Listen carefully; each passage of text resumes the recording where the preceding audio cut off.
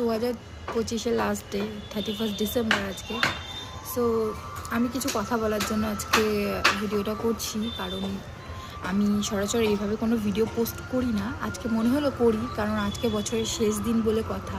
তো আমি ভিডিওটা তাদের উদ্দেশ্যেই করছি যারা রোজ রাস্তা দিয়ে যখন হেঁটে যাও আমি তাদেরকে পাত্তা দিই না, বা তাদেরকে দেখলেও এমন ভাব করি যেন আমি তাদেরকে দেখতে পাইনি। না দেখেই তাদেরকে পাত্তা না দিয়ে আমি চলে আসি। তারা আমাকে দেখে হাসলেও আমি ইগনোর করি তাদের হাসিটাকে, ঠিক আছে, একটা ফেক হাসির মাধ্যমে। তো তাদের উদ্দেশ্যেই আমি বলতে চাই যে দেখো, বছরটা তো শেষ হয়ে গেল, বছরটা শেষ হয়ে যাচ্ছে, অলমোস্ট শেষ বলতে পারো। তো 2026-এ নতুন বছর আসছে।